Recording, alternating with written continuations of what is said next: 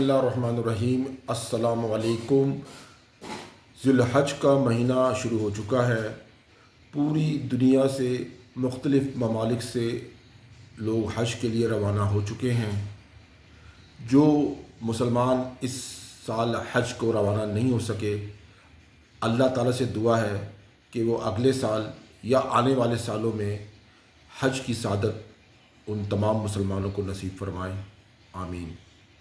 یہ ایک ایسا فریضہ ہے جو اگر آپ پوری زندگی میں ایک دفعہ ادا کر دیں تو آپ کا فریضہ اللہ تعالیٰ قبول کر لیتا ہے۔ اللہ تعالیٰ سب کے لیے حج کرنا آسان کرے، آمین۔ جو لوگ اس ذی الحج کے مہینے میں حج پہ نہیں گئے، اس حوالے سے اس مہینے کی میں فضیلت بیان کرنا چاہوں گا کہ یہ ذی الحج کا مہینہ حرمت کا مہینہ ہے۔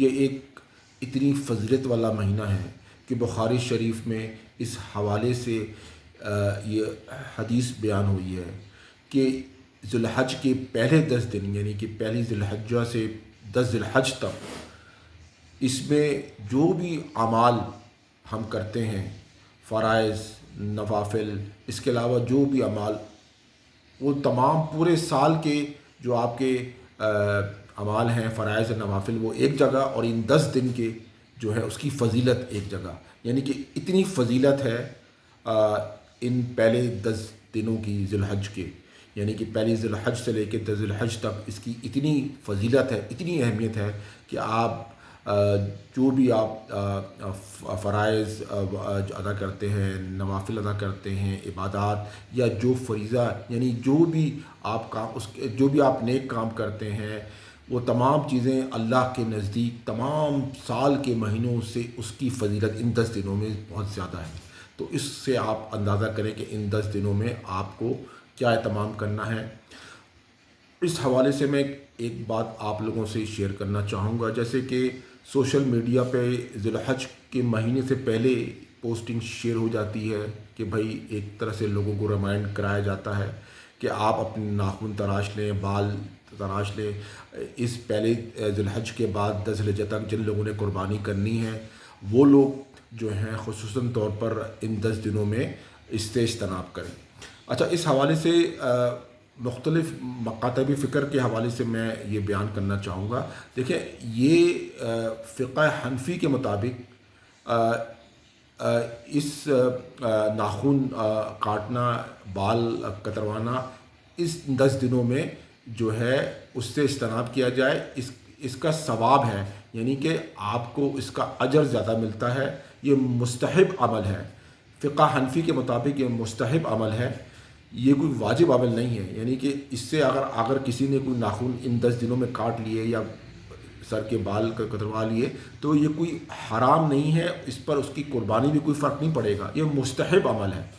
آپ ان 10 دنوں میں اس سے آپ اجتناب کریں تو آپ کو کئی گنا زیادہ ثواب ہوگا۔ ظاہر بات ہے، جو حجاج کرام ہیں ان کے تو ایک الگ ہی جو اعمال ہیں، ان کے جو چیزیں ہیں، وہ آپ جو حج پہ نہیں جاتے ان سے آپ کمپیئر نہیں کر سکتے، مگر جو حج پہ نہیں جاتے ان 10 دنوں میں ان کی میں بتانا چاہ رہا ہوں کہ آپ گھر پر بیٹھ کر یا عام دنوں میں اس کی فضیلت سے فائدہ اٹھائیں۔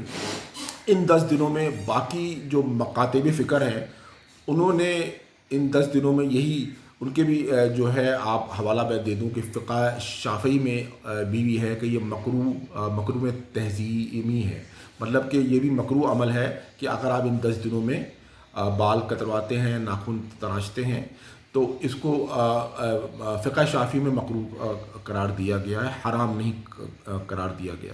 تو اسی طرح فقہ حنبلی میں اور فقہ مالکی میں بھی کئی جگہ اس بارے میں تفصیل بیان ہوئی ہے، اور یہی جو اس کی تفصیل یہی بیان ہوئی ہے کہ ان 10 دنوں میں آپ ناخن اور سر کے بال، جسم کے بال پہلے تراش لیں، مگر اوول آل جو تمام مکتب فکر کے حوالہ اگر دوں تو اس میں یہ نہیں ہے کہ یہ حرام ہے کہ اگر آپ نے ان 10 دنوں میں آپ نے ناخن اگر کاٹ لیا یا بال کاٹ لیے تو یہ حرام ہے اور آپ پر قربانی جو ہے وہ آپ کی قبول نہیں ہوگی، یہ ایسا کچھ نہیں ہے۔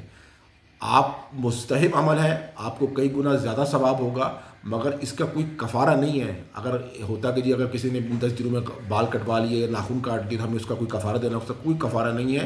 कोई हराम अमल नहीं कहा तमाम मकतब फ़िक्र ने।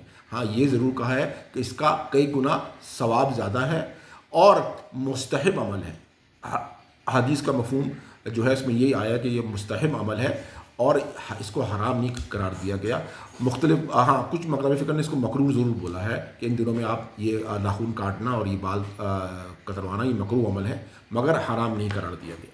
तो एक चीज़ ये जहन में क्लियर कर लें, लोगों के जहनों में बात नहीं होती, लोग शेयर तो कर देते हैं पोस्ट, मगर लोगों को पता नहीं होता इसकी तफसील क्या है कि हम नाखून जो है हम पहली ज़िलहज्जा से पहले काट लें और सर के बाल कटवा लें। जिसम का कोई बाल जो है इन 10 दिनों में हम ना कटवाएं। अगर गलती से अगर ऐसा हो गया तो कहीं ऐसा तो नहीं होगा हमारी कुर्बानी कबूल नहीं होगी, ऐसा कुछ नहीं है, कुर्बानी कबूल होगी इंशाअल्लाह। अल्लाह ताला नीयतों को देखता है।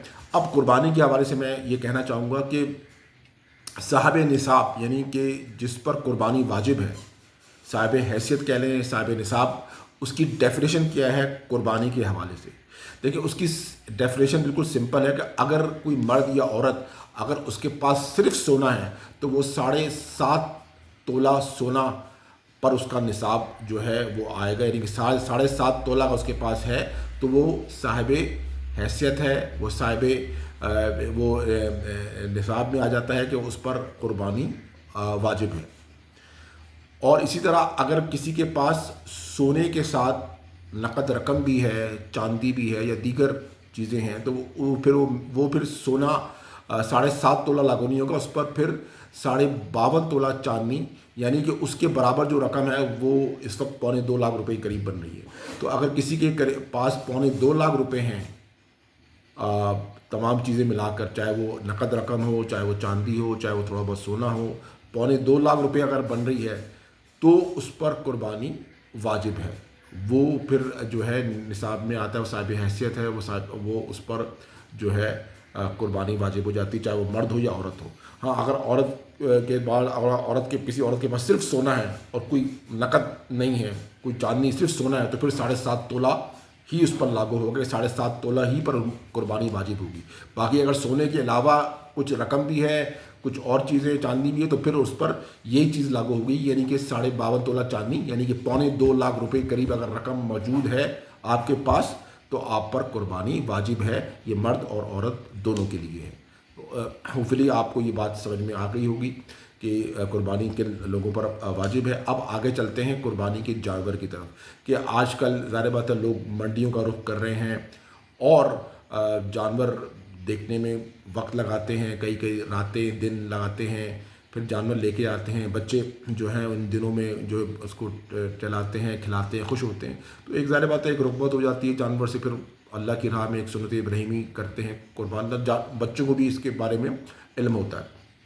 अब जानवर के हवाले से जैसा कि मैंने आपको बता दिया कुर्बानी के लोगों पर जो है वाजिब है, मगर आजकल जो है एक ट्रेंड निकल गया है कि जो बहुत ज़्यादा पैसे वाले हैं वो लाखों रुपए के जानवर वो शो ऑफ़ करते हैं, जो लेके जाते हैं तो उसको यानी कि लाखों क्या 50-50 लाख का भी जानवर ले आते हैं और फिर दिखाते हैं। तो ये अल्लाह ताला के नज़दीक आपकी कुर्बानी ज़रूर कबूल होगी। अल्लाह ताला नीयतों को देखता है।